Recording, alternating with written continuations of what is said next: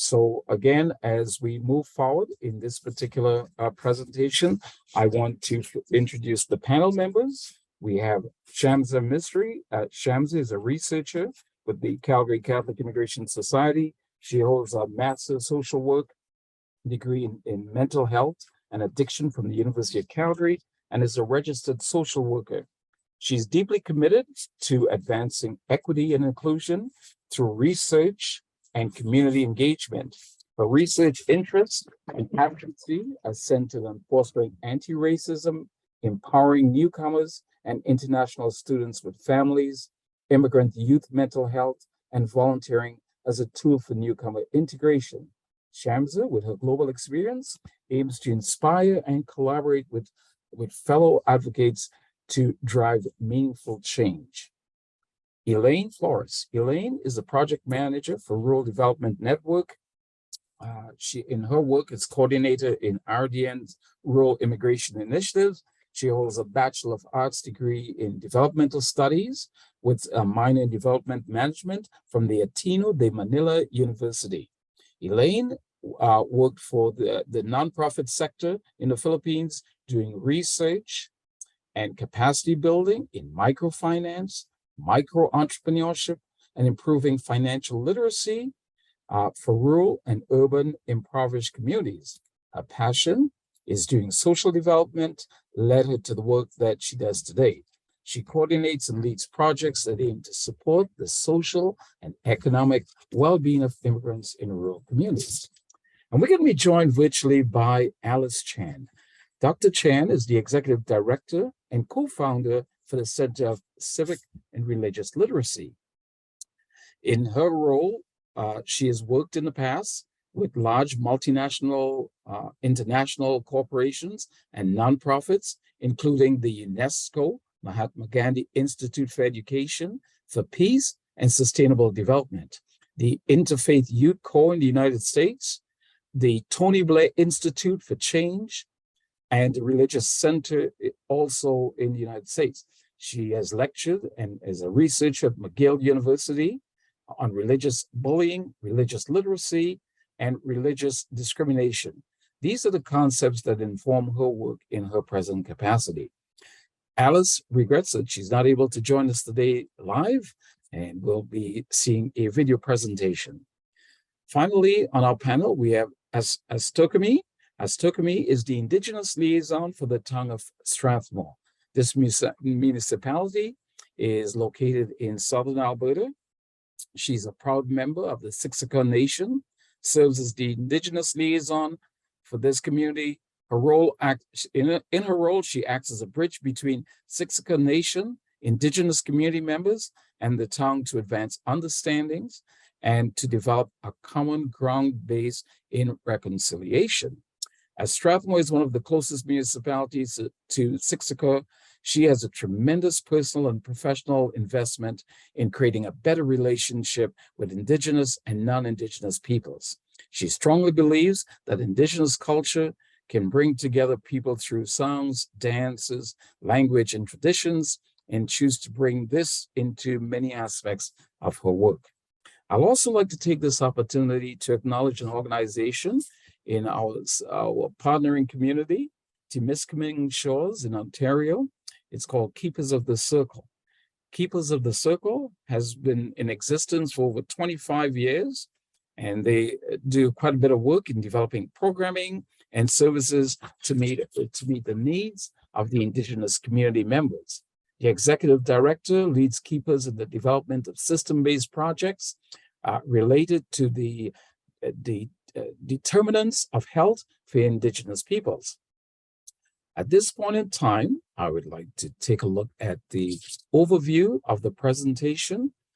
We will begin with the context in Strathmore. We saw this as an inciting incident that came to our attention. And as this came to our attention, we thought that Strathmore would be well positioned to participate in this particular project. And as you can see from the screen, we'll do a background to the project. We're going to take a look at some of the emerging themes that have emanated thus far. We'll explain a bit more the conceptual framework and then take a look at some understandings of multiple worldviews, some of our belief systems, and these ontological views are grounded in religious literacy. In co-designing this project, I think it's also interesting to point out that this project was funded by Canada Race Relations Foundation project. The project is going through a process of transforming communities, and we're going to invite you to share your ideas and to help us in the co-designing phase. Next slide, please. As we look at creating conditions that's going to make it possible for people to live harmoniously on this land, and within our communities, I think it's critical to look at the project and not to politicize terms like anti-racism. I think when we look at anti-racism as a standalone entity, there tends to create some divisive, some confrontationals, and people could sometimes get defensive. So as we look at this piece, and as we look at people's living and lived experiences, I think it's interesting to consider how we approach this as a shared humanity project, and in creating a sense of community belonging so that everyone feels connected, supported, and safe in whichever community they reside. This sense of community and belonging, I don't think it's limited to just the two communities that we are looking at in this study, but I think it needs to be extended across the nation. By strengthening community belonging and promoting connection and inclusion, we foster working together to share stories, resources, and lessons learned at a national level, at a regional level, and also at a local level. Communities that stand together are better equipped to tackle the loneliness and disconnection that I think is becoming very epidemic-like right now in today's times. So without further ado, I'd like to introduce our first panelist, and this is going to be Esther Comey, and she's going to relate the story that came out from Strathmore. Esther Comey, you're on. Thank you so much, Rick. As Rick mentioned, my name is Esther Comey. I'm from the Siksika Nation, and I work as the Indigenous liaison for the town. And I've been here since 2018, so just over 5 years. And I do feel that the work that we're doing is very important and has a direct effect on a lot of people that I know because my community is so close to here. So I'm going to talk a little bit about the systemic racism that was happening before 2018. Incidents of racism commonly occurred in workplaces, services, facilities, and healthcare.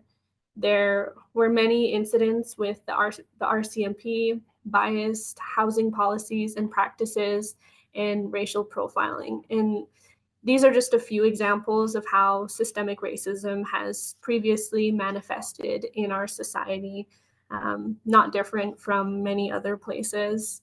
And as a result of generational racism and years of simmering the societal norms in Strathmore, an unprecedented explosion of racism has occurred, which brings me to the next slide. In March 2019, Christian, a young man from the Siksika Nation, was shot and killed.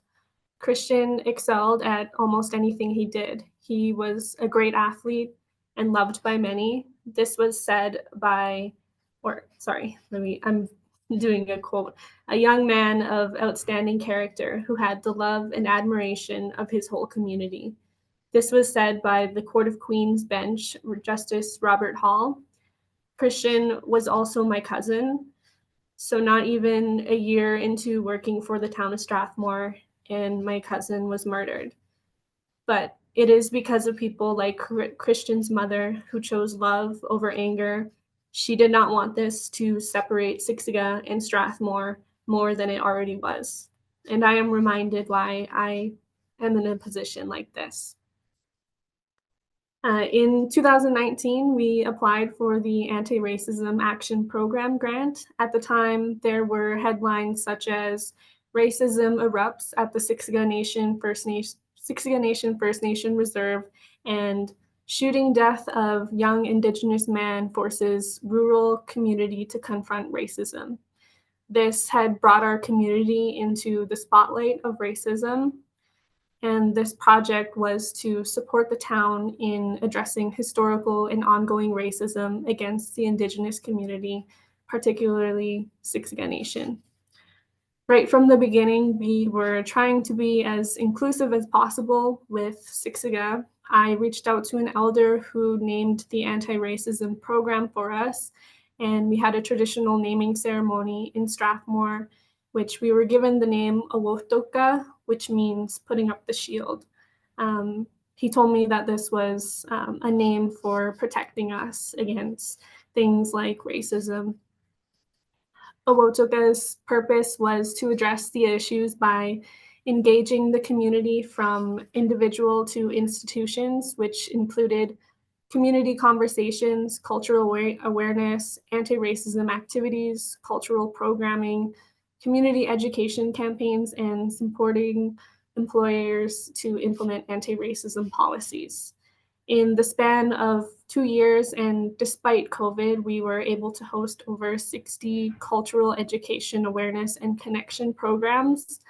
I won't go too into detail of those at this time, as I know time is limited, but I will mention a few highlights. Our anti-racism campaign, I Say No to Racism, mandatory Indigenous awareness training, our Indigenous Healing Garden, which is in the photo here, which is right in front of our municipal building. The A Young Man documentary, which is available for viewing on YouTube. So if you find the time, you can watch the A Young Man documentary, which tells the story of Christian, what happened, and how we are moving forward in a good way. And of course, we had a very large lead by example powwow, which really brought Siksika and Strathmore to work together. Where is Strathmore now? Well, when we started Awotoka, it was kind of hard to get people involved, whether that was people helping the project or those that were experiencing racism to come forward. I felt that it was because people feel they are not being heard or tired of no actions being taken. We had to build trust in relationships first, and sometimes that just happens by having genuine engagement and conversations about who they are and where they come from. Since then, there's been more cultural education and awareness. I have noticed an increase in culture-based approaches and lens in programs. There's been an increase in participants in the activities or events as well. And of course, there is still lots to be done, but we are at a point where more people are starting to have these uncomfortable conversations. And we also have just recently introduced the Settlement Integration and Language Projects, which has been introduced to the community and is designed to foster the settlement and integration of newcomers while promoting cultural capacity for diversity within the community. Thank you. Thank you. Thank you, Stokami. And I know every time that we relate this incident, there is a degree of pain, there is a degree of empathy, but also there's an epiphany that comes about from this. And I'd like to really share with our participants, if there's a question or any comments you'd like, you're welcome to put that in the chat right now, and we'll address those at the end. But I want to further look at what happened as a result in terms of programming. CCIS is providing programming in Southern Alberta, settlement services, and one such community is Strathmore. And one of our philosophies is to work together with the community in terms of we see the community as our clients, and to help create conditions so that newcomers could find a pathway to settle within these communities.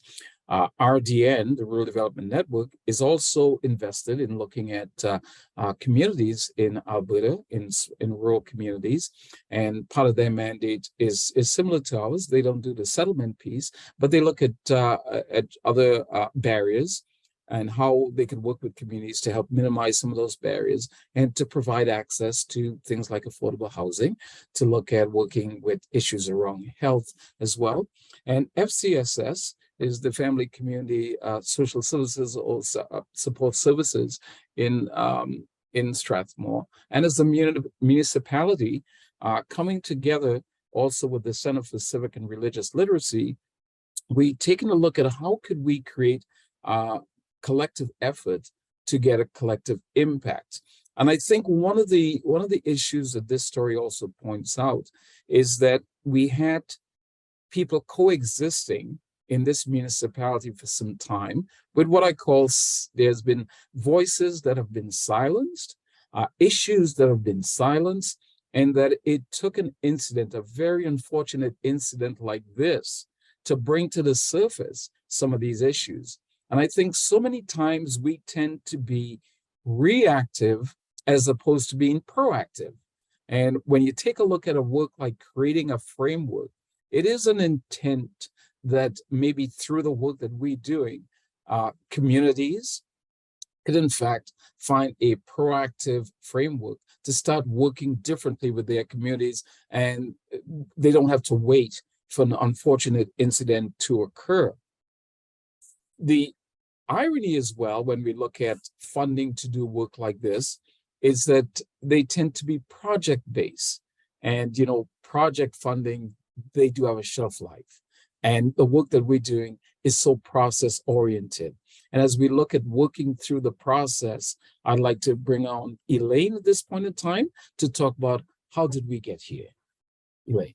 Thanks very much, Rick. So as Rick has introduced me earlier, my name is Elaine Flores. I have been working for the Rural Development Network's Rural Immigration Initiative for almost 3 years now. And as an immigrant myself, I experienced some barriers in my settlement journey, particularly in finding employment that commensurates my education and work experience from my home country, which is the Philippines. At first, I did not view this as racism. However, through my work with RDN, I am realizing that systemic racism plays a role in these kinds of barriers that newcomers and immigrants face and experience. In addition, I recognize how much I do not know about Canada's colonial history in relation to the Indigenous peoples, which most of the people I know within my circle, like coworkers from previous jobs and even some of my family members and relatives, may not know about too. So these create preconceived notions and stereotypes about particular groups of people. So I do find this project important to provide education and awareness to all members of a community. So as Rick mentioned, the organizations working for this project, as for RDN, we are a nonprofit that has over a decade of experience supporting rural community development across Canada. So we use a variety of approaches, including the creation and distribution of toolkits, guides, and other learning materials. So creating and hosting workshops and training sessions, as well as supporting research and needs assessment.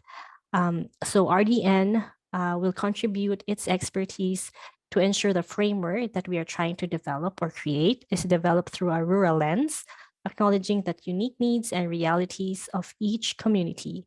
And additionally, RDN will support the creation of holistic framework by leveraging its expertise in a broad range of areas, such as Rick mentioned, homelessness and immigration, rural health and wellness, and affordable housing. So the partner organizations, particularly CCIS, RDN, and the Center for Civic Religious Literacy, or CCRL, began meeting 2 years ago to discuss partnership opportunities and address the emerging needs of rural communities that each of the partners identified through their work. So one of the gaps identified is that there is no anti-racism framework that currently exists to support rural communities, though this is As we know, where resources are often lacking most and local culture is deeply rooted and where Indigenous communities have existed. So we are working on a framework that will first recognize intersectionality among individuals so that power dynamics related to identity factors are recognized and addressed. A framework that will address also systemic racism so that community leaders as well as members can identify and address the structures and systems that promote and maintain inequities, discrimination, and vulnerability among marginalized groups. So these groups include racial groups, cultural, ethnic, and religious groups, and also a framework that will address social determinants of health so that community leaders and members can understand individuals and communities holistically, including how systems and norms influence various social and economic factors, which we know include employment, income, or education. And also this includes the determinants of health for Indigenous peoples so that the Indigenous peoples' principles of collaboration, community-based delivery, commitment to reconciliation, and cultural safety are incorporated. And lastly, also introduce the skills and knowledge to help members of the community understand the diversity within religious, spiritual, and non-religious groups and how this diversity has informed Canada historically today, especially in our time of reconciliation. So considering the expertise of all our organizations, we are creating a conceptual framework through these intersectional and systems-based lenses to promote opportunities for empowerment and self-determination for all members in a rural community. So we plan to co-design this framework in 3 phases. Phase 1 consists of review of existing literature. So to look at what has been done, what needs to be done, what needs to be adapted in terms of the work that we are doing. And then we also did local engagement through interviews and surveys into selected communities. Phase 2 consists of promoting relationship through presenting draft framework to different interested parties in those 2 selected communities.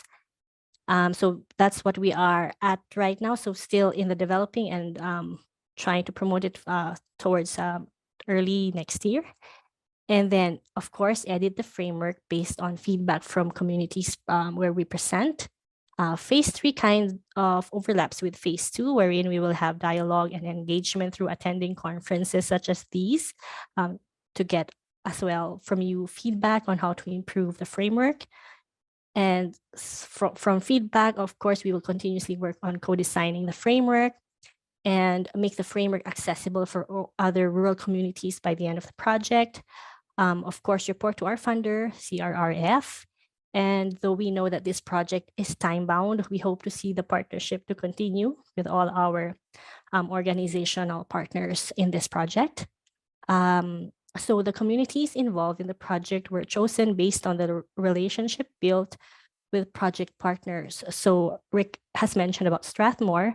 So they're located in southern Alberta, surrounded by Wheatland County, with a population of more than 14,000. And they are part of CCIS, Rocky View Immigrant Services. So they provide the immigrant and settlement and integration in Strathmore since 2013. The other community that we are working with is the Timiskaming Shores. It's a city in the Timiskaming district in northeastern Ontario with a population of more than 9,000. So the city has a committed relationship with CCRL, RDN, and Keepers of the Circle, and they have worked with all partners on some projects. And specifically, they have high interest in attracting and retaining newcomer or immigrant talent in their communities. So I invite all participants in this session today to also check out our poster submission at this conference. You would see there the faith and belief friendly workplaces. That is the work that we are doing also in the Timiskaming Shores. So thank you. I give back the floor to Rick. Thank you, Elaine, and thank you for providing that overview. And I again, it really shows again or illustrates the coming together of different organizational resources to create this impact. But I think what has become fairly evident again is that the framework is evolving. And I think it cannot be a fixed framework in time. I think as communities over the 40 years that we've been working in smaller communities, when we started to look at each one of these communities in which we provide services, there's a transformation happening. And the contextual variables from one community to the next are sometimes are drastically different. And as we look at newcomers looking for alternative pathways from the urban centers, we have to become very cognizant as we see different layers of population being embedded in the communities. What happens when that occurs? You know, it's almost like you have these the points of contact, and as there's increasing contact among diverse elements and existing diversity, how do we work within those that realm to ensure that all the different voices are heard and that different issues come to the surface? To tell us some more about some of the emerging themes that have been revealed thus far, I would now like to introduce Shamsa to express some of the emerging themes that we have unearthed. Thank you, Rick. As a researcher on the team, I think it was more important to look into the voices and the literature review in order to make our framework more meaningful, more relevant. And therefore, we decided to have surveys especially with the Strathmore community and also with Temiskaming Shores.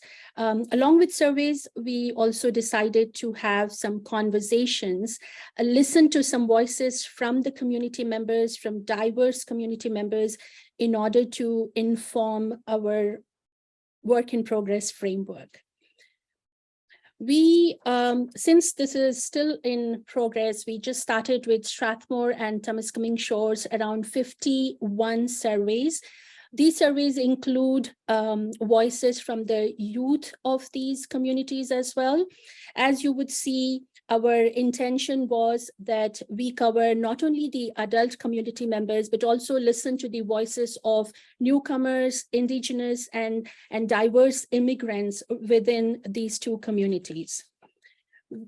Just to share some of the highlights of the survey findings, the survey included questions around where do you observe or experience racism? What are the places that you witness racism?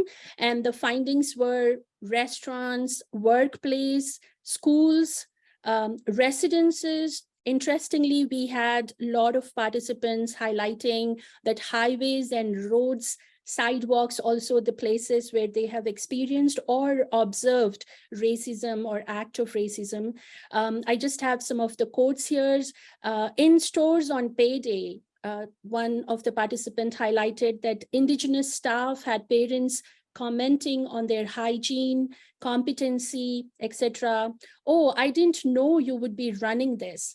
And one of the participants highlighted that sometimes it's just the body language that speaks 1,000 words. And that's what you see people's body language when you are at the store or you are on the highway. Even in terms of restaurants, one of the participants mentioned, I have never experienced it, but being a server in this community, I have overheard a lot of racist comments, and having friends in this community, I have heard racist comments. This is from Strathmore and Wheatland County. I just want to highlight that you would see media, social media came up in the survey with Strathmore and Wheatland County, and especially Facebook groups where people have seen that a lot of comments, racist comments are floating when it comes to social media.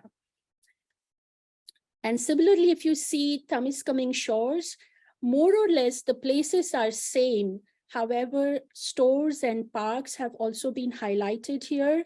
We didn't get any comment or any feedback on social media. However, parks was something that came up with Temiskaming Shore's feedback. I was discriminated back in high school. The bullying was so bad that I had to drop out of school, and this was because of my race. Another participant's voice: in the vocational school, I was given a project and assigned to a group. I was discriminated by my team members because I was Black and I could not participate in the project fully, and I felt very bad. Around stores, minority reports being regularly targeted by security in stores. Listening to these survey feedbacks, we did realize that conversations or having interviews will give us some more substantiate feedback in order to understand how do we come up with our framework. Just to summarize the broad themes emerging from the surveys, discrimination and racism is ongoing problem. This was one of the common feedback that we have received in our surveys. People felt that this is ongoing, this is not something new, seems to happen across different locations. And as we saw, some of the locations which have come repeatedly from the participants' feedback, anti-Indigenous racism is prevalent. This is again in our surveys where participants have given feedback that they have observed and they feel that this is very much prevalent, that Indigenous community members have been the victim of racism. Youth tend to see language as a primary barrier, but not race. We have also seen that the definition of racism is not very clear, especially amongst the youth members. Education and awareness is needed. Important role of schools. Some of the participants have highlighted that it is very important that we do have some awareness and education, and schools can play a major role. We did ask one of the questions in our surveys that how would you want community to engage and provide some education piece? And that's where there was some feedback on that. Perception that there is resistance from white locals, resentment about lack of funding opportunities for them versus newcomers.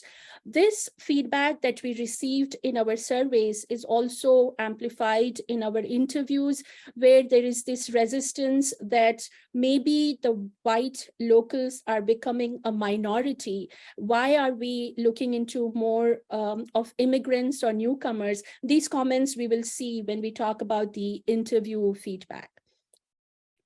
Coming to the insights from the virtual conversations and the interviews that we had, this is again a very brief, in nutshell, the summary of the feedback that we had. We had more than 24 interviews that we had conducted.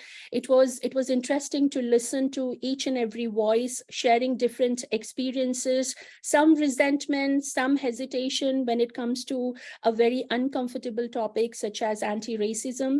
One of the feedback that was very clearly given by the feedback, most of the participants, was around physical and psychological spaces.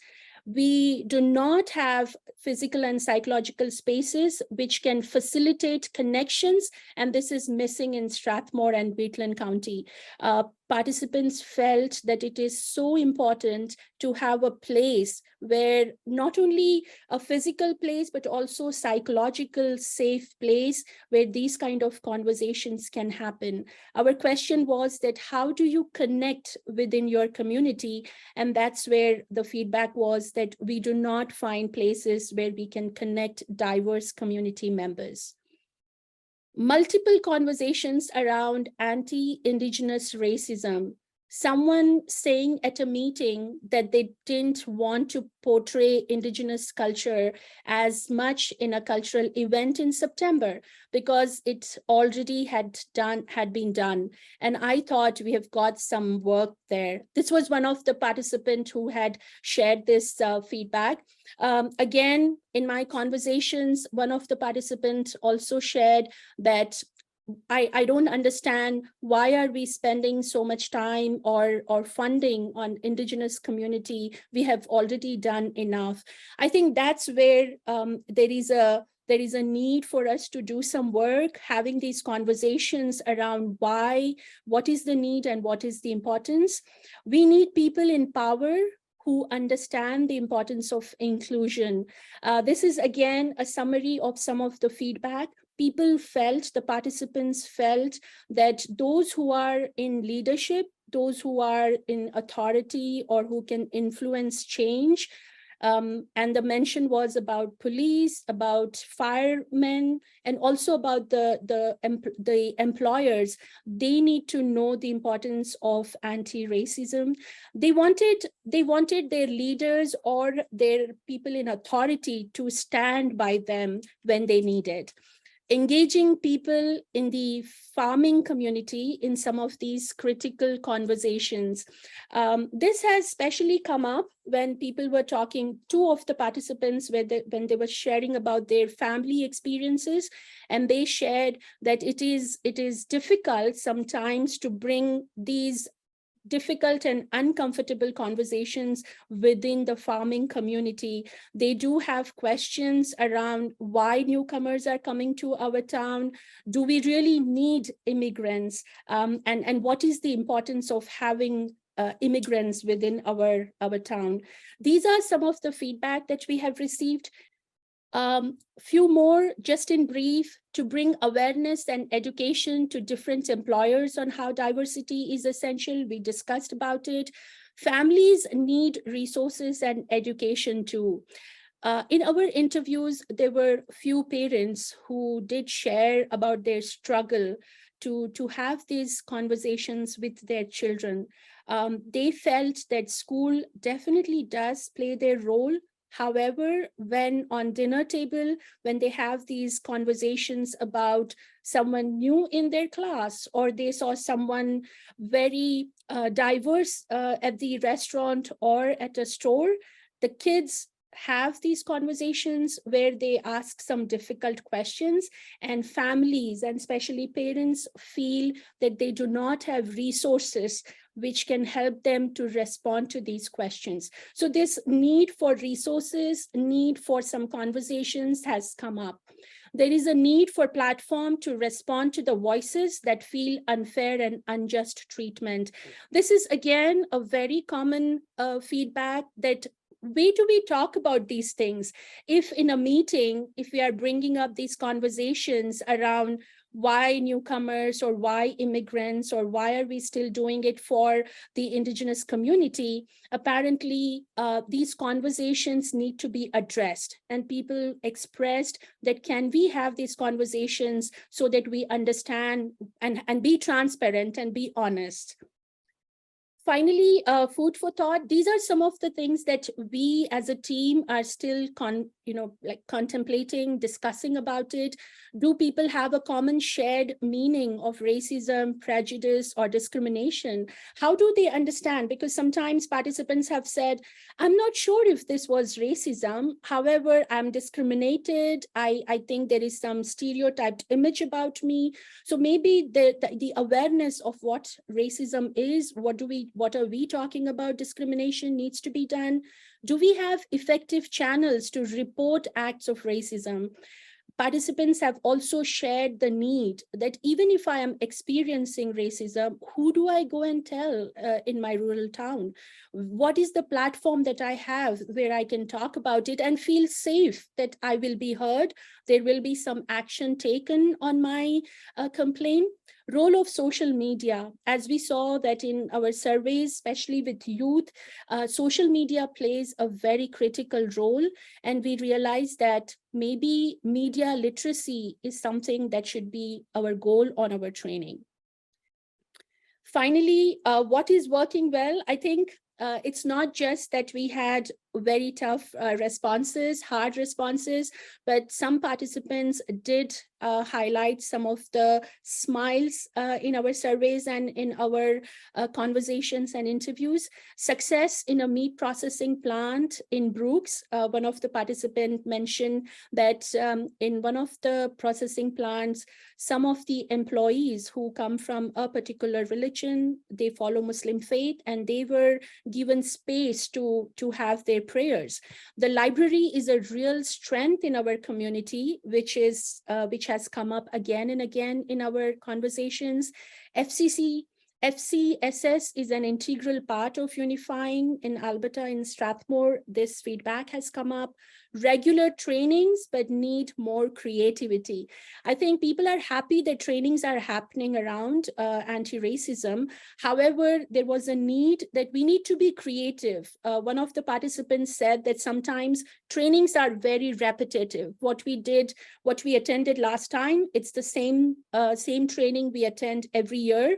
Maybe the need for the anti-racism training is there. However, it needs to be creatively designed. Finally, one of the participants said, I believe that the town has already given many opportunities to remove these barriers.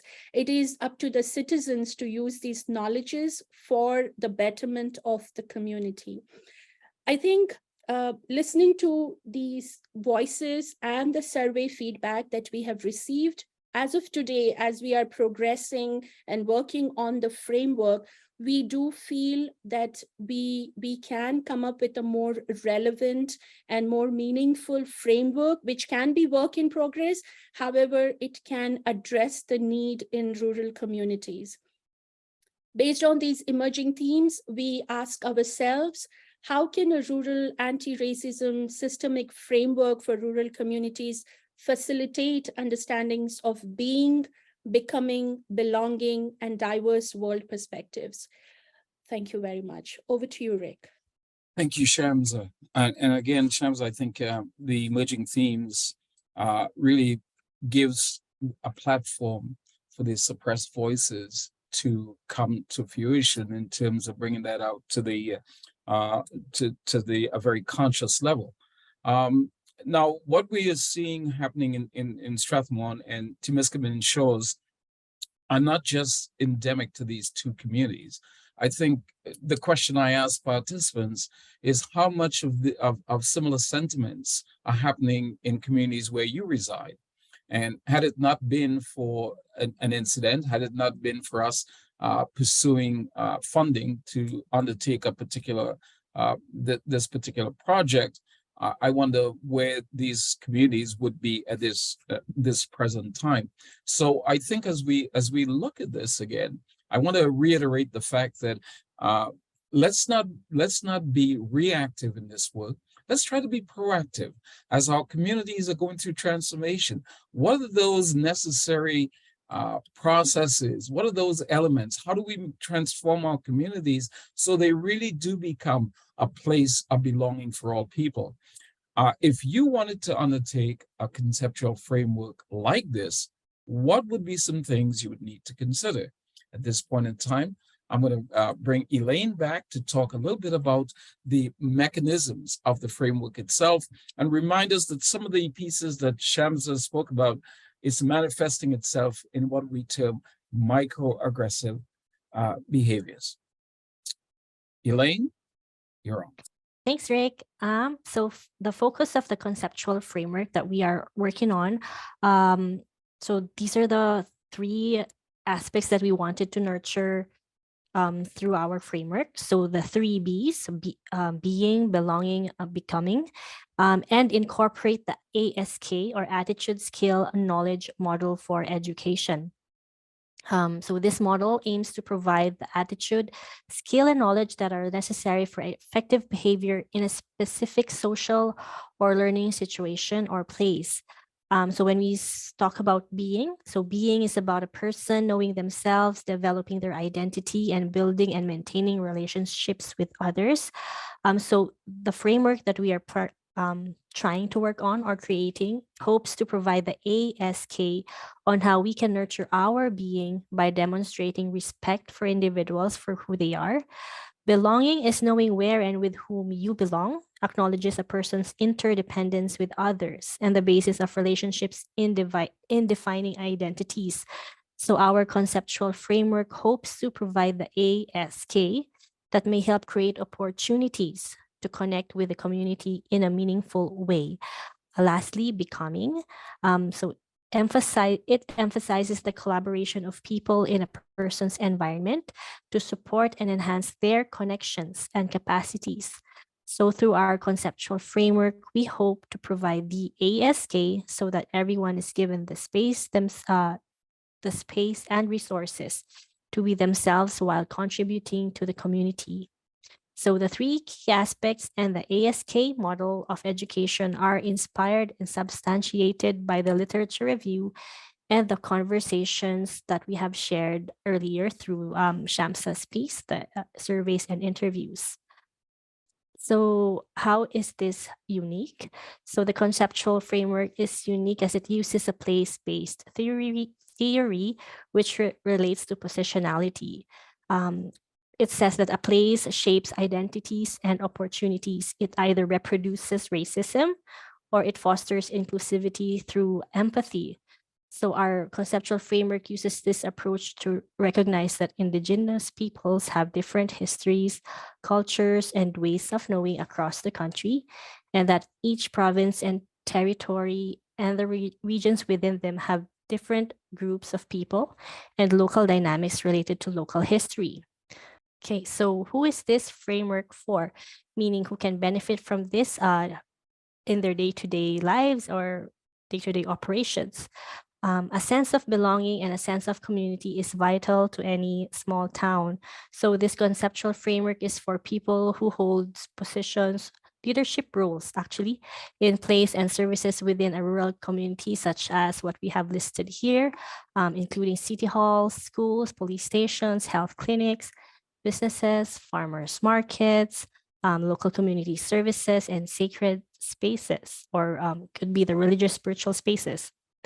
And this framework is also for not only for the leaders, but also for community members, Indigenous and non-Indigenous community members who gather in these places or use their services. So essentially, this framework will be designed for everyone in the community or everyone living in a small town, in building relationships, as well as tips to prevent and respond to racism. So in terms of the elements, what is in the conceptual framework that we are considering to do? We are exploring to have these as the following elements of it. There will be about 2 to 3 introductory pages to the framework to explain why this is important. Some bits and pieces of what we've discussed earlier in the presentation would be in that succinct 2 to 3 pages. And then a map as a visual depiction, a guide of how we live and are connected in a rural community. So a map to illustrate the place-based theory approach to understanding discrimination and racism in rural Canada. So the map will have key visible and invisible spaces in Canadian small towns. We say invisible spaces because we consider social media as invisible, not physical that we see, but we see through our mobile devices. And then it will have these spaces where racism and discrimination have been experienced or witnessed through what we've heard through engagements, through interviews and surveys. And then as these are also spaces at the same time that can also foster inclusiveness, which we have heard from all those interviews and surveys we've had, and through literature review during our phase 1. So, and each location in the map will have corresponding, right now we're thinking of a QR code so that when you scan it, it will lead you to a new document showing you details or information to learn more about each place on the map. And right now, what we are considering for that document per map or per location is to have quotes from conversation through the interviews and surveys. So example, if you click on school or scan school, show you some quotes from interviews, sharing any incidents of racism or experiences of racism in schools, and maybe provide other community examples describing what worked elsewhere. And then keeping in mind those three themes of being, becoming, belonging, incorporate ASK models. So A for attitudes, we are thinking of providing maybe posing questions that can challenge thoughts, make readers curious and help them be open-minded. So we wanted to create a prescriptive, or not prescriptive framework. So these are all suggestions, questions to make us think more and be aware of these experiences, and then provide skills that would suggest needed skills that are important, like communication, intercultural competency, media literacy skills, so things like that. And knowledge, provide facts and statistics and further reading. So it would have links to other maybe news articles or other reading materials for future learning. So that's it for me. I'll give it back to Rick right now. Thank you, Elaine. Thank you. And I hope, folks, that was able to provide you with a very constructive view in terms of how we're conceptualizing this particular frame. As I mentioned before, it is evolving, and I think there's some critical components that it's looking at. You know, when we take a look at the increase in racism sentiments in social media today, I think that's definitely an element that we need to be considering at a much more deeper level. So one of the pieces for me that I think that we need to explore as well is this whole notion of identity intertwined with worldviews, and how is when we look at changing demographics, how are people's identity changing as they move from one place to the other to reside? What are some of those new identities that they need to bring with them as you look at the process of acculturation? And what sort of identity are small rural communities undergoing? So this transformation of identity is really challenging some competing pieces. We have this competing tension being created with different political, social, cultural, and religious worldviews. Hence, we ask ourselves this question: what role can understanding people's different worldviews assist us in coming to unearthing some of the issues that we're facing?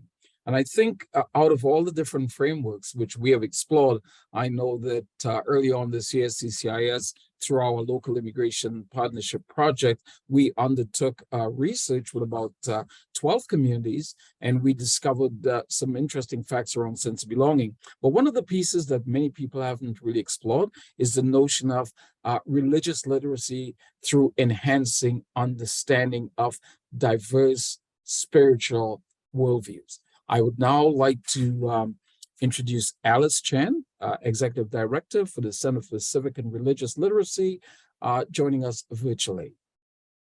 Hello, everyone. Nice to meet you all. My name is Alice, and I'm very sorry I can't be there to meet you in person, to be part of this conversation with you at the conference.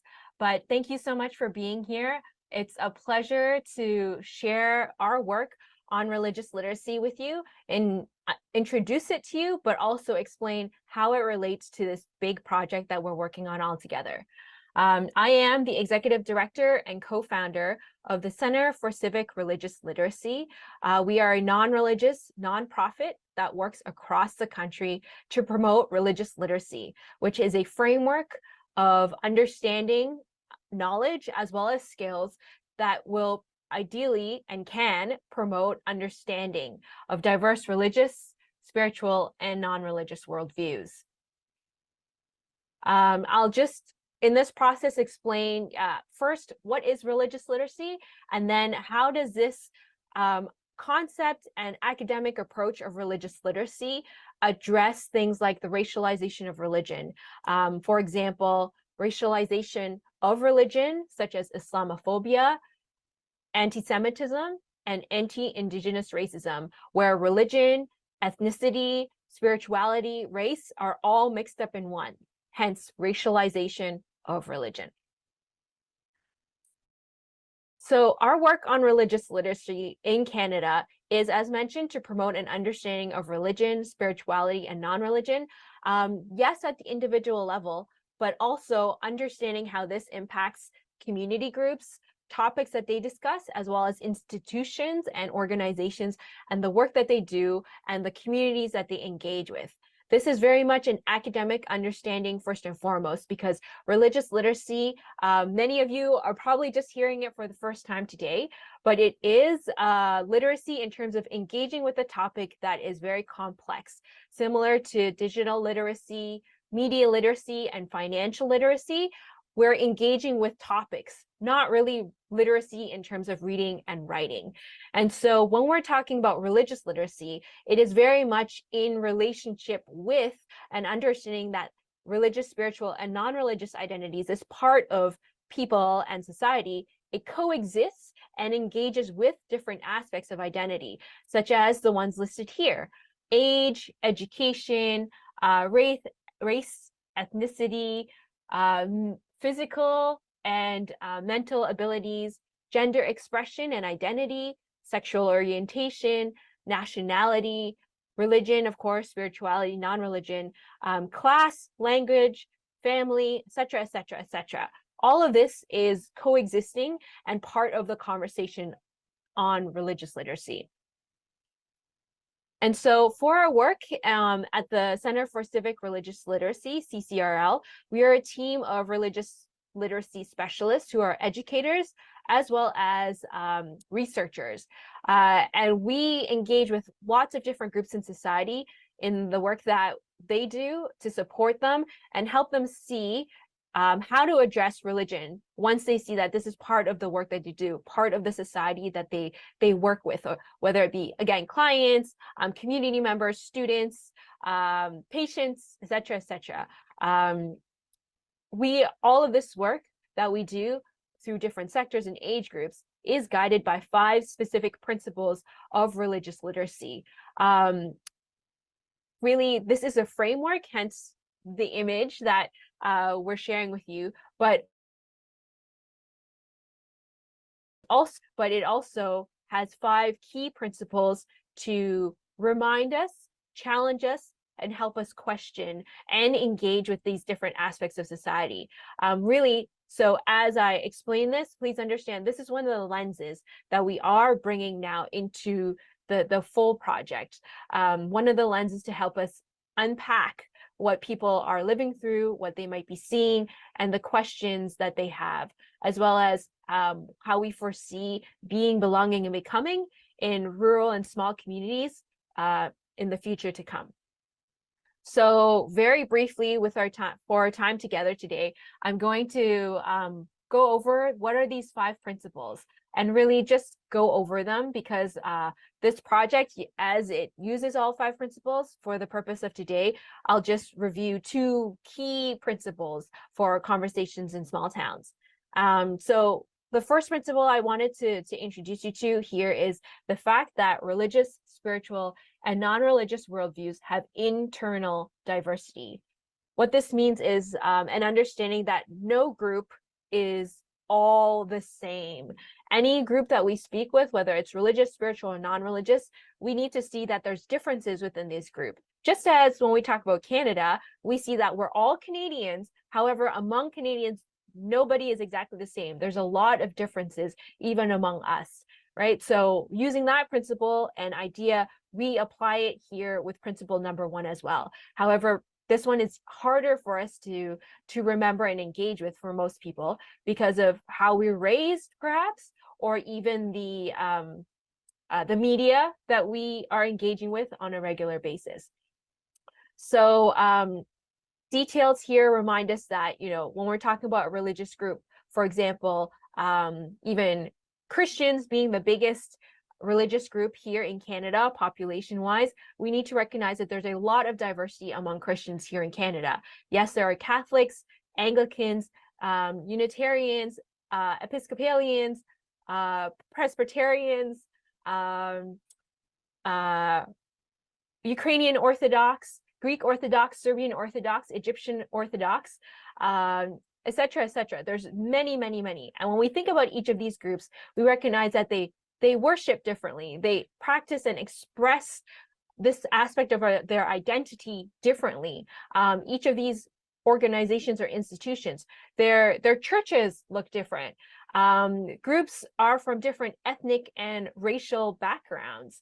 And groups are of different, as we think back to this identity wheel, we know that people who are Christians in Canada are of different ages, education, race, ethnicity, mental, physical abilities, different gender expressions, different sexual orientations, etc., etc., etc. We need to keep this in mind as we understand internal diversity.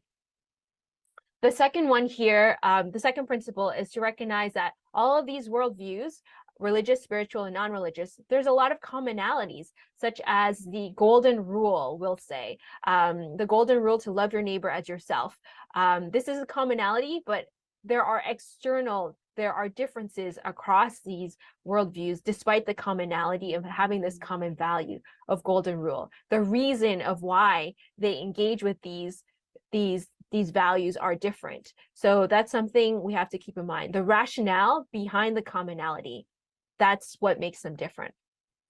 The third point here is that religious, spiritual, and non-religious worldviews are not static. So they change over time, and they're informed by all parts of society, economic, political, social, cultural, and all those parts of society inform religion at the same time. So religion informs them, they inform religion all at the same time. And this has happened and continues to change over time, historically and today, and will continue to in the future. The fourth point here is that religious literacy in Canada, as I mentioned, it's an international concept recognized by various academics in psychology, sociology, religious studies, international relations, political science, etc., etc. But here in Canada, we need to have a different lens because of our history. For that reason, because of our growing demographic of those who are non-religious, we absolutely need to include them in this conversation, as well as Indigenous groups. We absolutely need to include them when we talk about spiritualities. And this fifth point here, I'll bring it into our next slide to talk about. But really, this fifth point is that religious, spiritual, and non-religious worldviews hold a significant personal meaning to each individual and need to be discussed from their distinct lens. So in that way, religious literacy really helps us to adjust our lens of analysis and understanding. For our work in small towns, religious literacy guides our framework development in helping us and reminding us that worldviews are personal.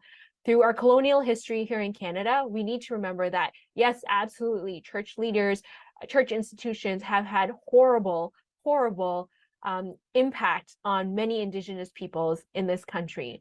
At the same time, there are Indigenous Christians in this country, and they describe their religion or spirituality or culture in different lenses. And we need to keep that in mind as we recognize that small communities have a lot of Indigenous communities nearby, and there has been generations of these communities living together and growing in their reconciliation work. So when we talk about anti-Indigenous racism, we need to keep this conversation, this aspect of religious literacy and this part of the conversation in mind. As we also think about newcomers coming into Canada, we need to recognize and remember principle number one, that there is internal diversity. So we need to engage with people who they are as they are. And so this picture here is 6 photos here of individuals who are all Muslims. Many people might assume only a few of these individuals would be Muslim based on the color of their skin or their dress, but the reality is all of these individuals are Muslims. And so when we remember this internal diversity through principle number one, it challenges the racialization of religion that we embody and a lot of us unconsciously promote or maintain because of the conversations around us. So this is what religious literacy can do and how it's part of this project. Thank you. So I want to thank Alice for bringing again to our attention some of the ideological frames under which we are operating. So when you take a look at the diverse ideological concepts around world perspectives and our spiritual beliefs, again, it reminds us to what happened in our history. You know, when you go back to the residential schools, you go back to an almost a cultural genocide. And when people proclaim and act in the name of some spiritual belief, it really questions our own perspective. As I look what's happening on a global scale in the Middle East, again, it really brings to mind that we need to be proactive in this work to ensure that suppressed voices, to ensure that marginalized voices, to ensure that disenfranchised voices become part of our conversation. At this point in time, I want to join you, or I want to invite you, if you do have some questions, that you could, scan the QR code or join us at slido.com, #3225157. I will ask you at this point in time to ensure that if you do have questions for our panelists, you could do that, and we'll be here to answer some questions. Thank you. So I believe, Shazla, you said there was one question around social media? Yes, Rick. Okay. Do you want to read the question and probably address that question? Sure. The question has come from Oksana Lysenko, a media monitoring analyst at Multilingual International Research and Ethic Media Services. And the question is, do you think engaging with Canadian ethic media is important to understand multilingual communities? Multilingual communities' concerns and make sure that they are aware of addressing long-term racism in rural communities. And I think this definitely relates to what we were talking about based on the conversations around media literacy.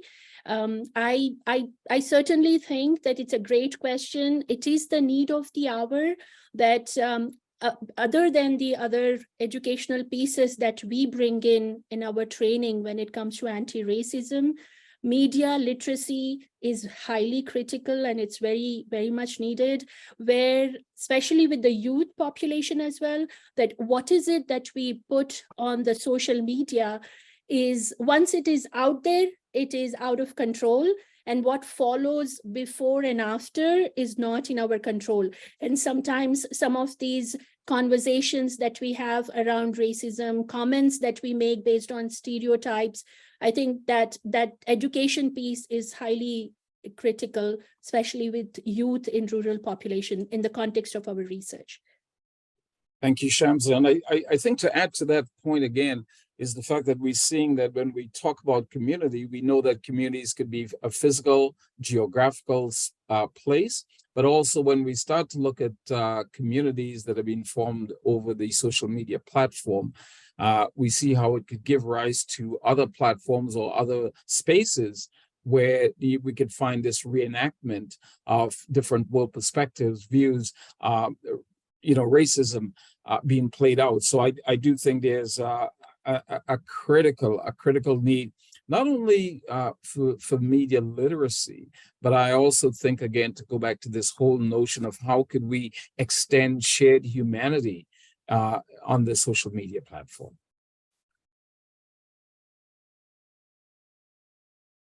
Any other questions that we see coming up? So, Astakomi, I want to pose a question to you in terms of where is the Indigenous community right now in terms of the aftermath of what took place, and what are some changes in terms of the sentiments among the people themselves. Not anything systemic, but I want to look at people's lived experiences and stories to this point. That's a great question. Yeah, I think since then, there's been a lot of changes, mostly good, but I think there was still that divide when it was happening, you know, people having their own opinions on what happened. But I think ultimately it did bring us closer together. We've been working together a lot with CCIS in different programs and events, especially like when we had the Lead by Example powwow. I think that really showed what two communities can do in bringing something like Christian's murder to light, and how we can work together. Thank you. It would seem to me, you know, what was happening in Strathmore prior to this incident was people were just going about what they call their ordinary lives with things happening. And now, like I said before, it's unfortunate that an incident like this had to occur for us to bring this to light. Elaine, in your experiences or the work that's happening in Temiskaming Shores, what were some of the challenges you think that community are experiencing, both with newcomers and with Indigenous as well? So thanks, Rick. Yeah, also a wonderful question there. So with the project that we are doing in the other project we're doing in Temiskaming Shores, really the community is struggling, they said, through our partnership with the city. They said they're struggling on retaining talents from outside the country into their communities. So that's one important like factor why we have that pilot project in Temiskaming Shores right now, in involving or creating initiatives for employers and have these welcoming spaces for communities. So through interviews as well in this project, Shamsa has said about the anti-Indigenous racism also happening in both communities that we have. So through that project that the other project that we're working on, we're promoting faith and belief workplaces. So through that, we're providing, through the partnership that we have with CCRL and another partner, providing religious literacy trainings for employers, and also creating employee resource groups that everyone in the community can join and learn more. It's a lunch and learn type of platform or programming. They can join in person and learn more about the different religious and spiritual diversities within the community. So in terms of Indigenous, there's one event during October this year, October this year, where they talked about hunting, the Indigenous practice of hunting, and how it should be understood in workplaces that they needed to take time off for these important hunting season. So yeah, that's what I can share about that project there. Thank you. And folks, I know that we have a little bit of time left. I'd like to thank all the panelists. I'd like to thank all the participants for joining us. And I invite each and every one of us to share in this reconceptualizing the dream of the federal government to look at the deployment of newcomers to Canada in a different light, and that this vision should include our rural communities. I am going to be continuing to be a voice for our rural communities, that if in fact economic sustainability, economic vitality, and the growth and sustainability of our rural communities have to be something that's really critical to the core of our Canadian country, then we should look at ensuring that these communities do have the conditions, that they do have a welcoming, a place of belonging, where newcomers could find a choice to move out to rural communities, to participate, to engage, and to share in humanity. Thank you all for joining us today in this session.